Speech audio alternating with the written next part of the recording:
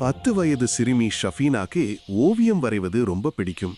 அவள் நிறங்களை பார்த்தாலே முகத்தில் சிரிப்பு மலரும். ஒரு நாள் பள்ளியில் பெரிய ஓவிய போட்டி ஆரம்பிக்கப்பட்டது. ஷஃபீனா மகிழ்ச்சியோடு தயாரானாள்.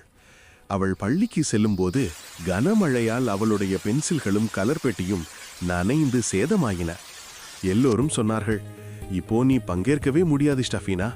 சிறிது நேரம் அவள் மனசு மிகவும் துக்கத்தால் நிறைந்தது. உடனே அவள் கைகளை கூப்பி, ஏசப்பா, நீர் சகலத்தையும் செய்ய வல்லவர், நீர் நினைத்தது ஒருபோதும் தடைபடாது என்று ஜெபித்தாள். அவள் மிச்சமிருந்த சிவப்பு, நீலம், மஞ்சள் நிறங்களால் ஒரு சூரிய உதயத்தை வரைந்தாள். அந்த ஓவியத்தில் நம்பிக்கை பேசிக் கொண்டிருந்தது. பரிசு அறிவிக்கும் நேரம் வந்தது. ஆசிரியர் முதல் பரிசு ஷஃபீனாவுக்கு என்று அறிவித்தார். அவள் கண்களில் கண்ணீர் வழிந்தது.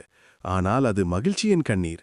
அவள், நான் சிறியவளாக இருந்தாலும் என் தேவன் பெரியவர், அவர் நினைத்தது ஒருபோதும் தடைபடாது என்று நினைத்து ஏசப்பாவுக்கு நன்றி கூறி மகிழ்ச்சியுடன் பரிசை வாங்கினாள்.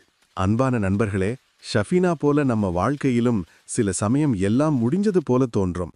ஆனால் நினைவில் வைத்துக் கொள்ளுங்கள், தேவன் நினைத்தது ஒருபோதும் தடைபடாது. அதனால் நம்பிக்கையோட முன்னேறிச் செல்லுங்கள். உங்கள் வாழ்க்கையிலும் தேவன் அற்புதம் செய்வார்.